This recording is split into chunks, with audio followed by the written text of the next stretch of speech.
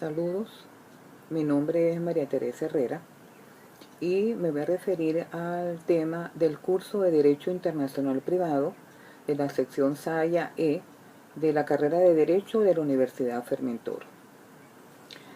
A continuación me voy a referir a los temas 1 al 4 del programa de la unidad 1 del programa del curso. El tema 1 se refiere al derecho internacional privado en cuanto a que el derecho internacional privado como rama del derecho se encarga de los conflictos de competencia internacionales, así como de analizar las relaciones jurídicas internacionales, ya sea entre privados o donde exista un interés privado. Tiene por finalidad resolver los conflictos de leyes referentes a la nacionalidad de las personas, así como determinar los derechos que tienen los extranjeros y que deben ser respetados. La evolución del derecho internacional privado en Venezuela se relaciona directamente con los procesos de su codificación internacional e interna, desde los acuerdos bolivarianos de 1911 hasta el Tratado de Derecho Internacional Privado conocido como Código de Bustamante, aprobado en el sexto Congreso Panamericano celebrado en La Habana, Cuba, en 1928.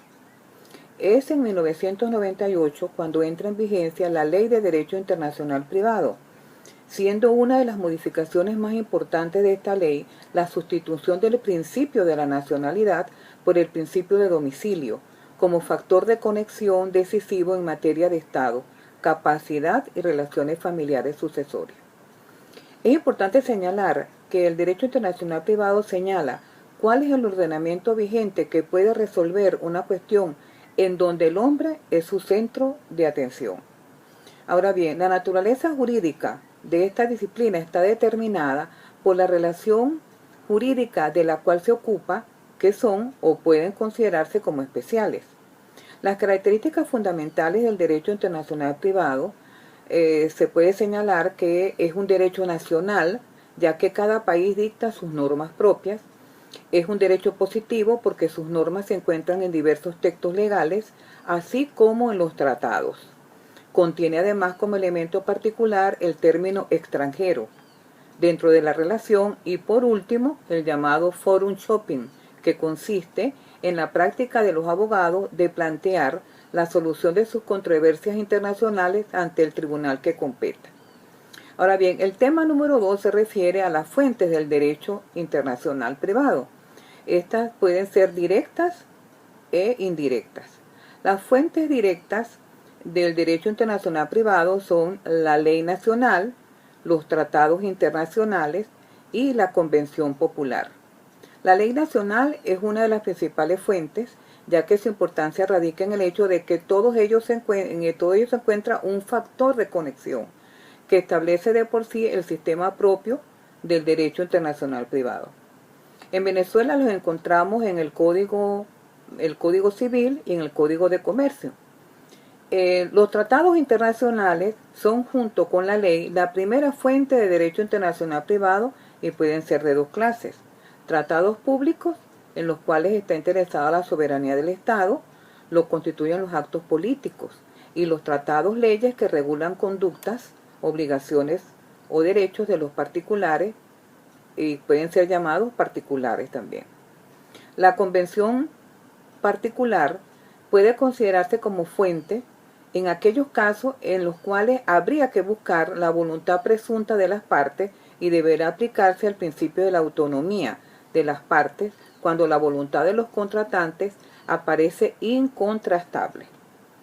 Las fuentes del derecho internacional indirectas son la costumbre, la jurisprudencia nacional e internacional, la doctrina y los principios generales del derecho internacional privado.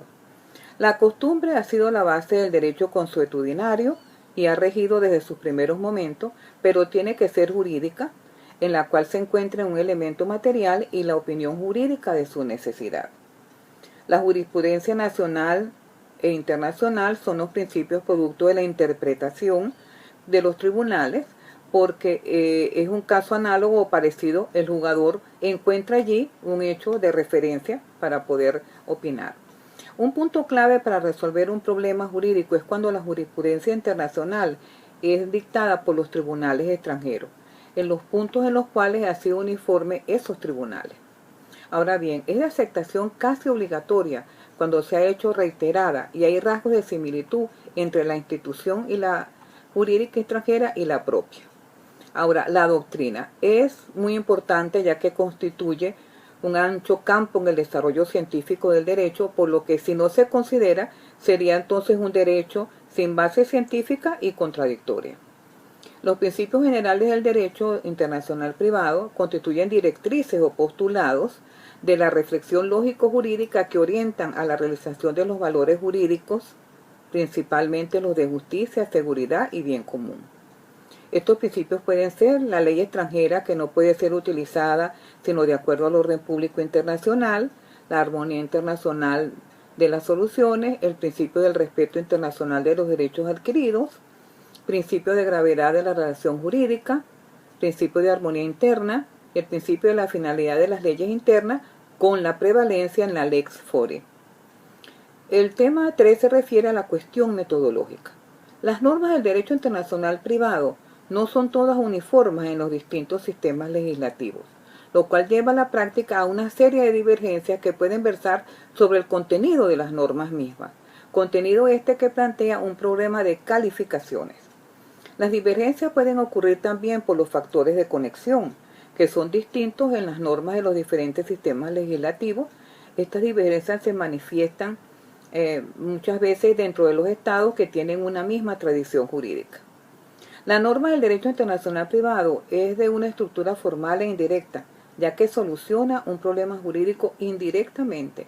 Igualmente se ha llamado distributiva, en razón de que por su característica especial distribuye competencia, pues siempre está referida a un conflicto de leyes. Ahora bien, la consecuencia jurídica de la norma determina el derecho aplicable. Esta característica propia de dicha consecuencia jurídica es una conexión y el elemento integrante es lo que comúnmente se llama factor de conexión. Existen 5 factores de conexión atendiendo al hecho de que la relación jurídica verse sobre la persona, los bienes o un acto jurídico cualquiera. Estos son referidos a la persona, nacionalidad y domicilio, referidos a los bienes, ubicación y distinción entre muebles e inmuebles, referente a los actos, o sea, la forma externa de los mismos, referentes a los contratos, o sea, el principio de la autonomía de la voluntad. Otra división de los factores de conexión puede establecerse haciéndole basar en el carácter que ofrece la conexión. Puede ser acumulativa o no acumulativa. Es así como los diversos conflictos se plantean los factores de conexión que han generado la formación de determinado número de reglas del derecho internacional privado, tales como la regla de la personalidad de la ley, basada en la nacionalidad o del domicilio, por la ubicación de los bienes, el principio de la ley local donde se realizó y la regla que reconoce el imperio de la autonomía de la voluntad. Ahora bien, el tema 4 referido a la aplicación del derecho extranjero, se puede decir que corresponde al derecho internacional privado en un sentido estricto determinar cuándo, por qué y cómo deben aplicarse las leyes extranjeras, ya que se trata de preguntas de índole distinta, una de naturaleza sustantiva, otras de carácter procesal. Y a pesar de que pueden resolverse de manera independiente, la experiencia demuestra un estrecho vínculo en el tratamiento y solución de cada una de ellas. Se distinguen 2 aspectos fundamentales: la naturaleza o la calidad del derecho extranjero, es decir, si es un hecho o es un derecho. El tratamiento procesal que merece el derecho extranjero, si corresponde su aplicación de oficio o si solamente debe ser jurídicamente aplicado cuando ha sido alegado y debidamente probado por las partes.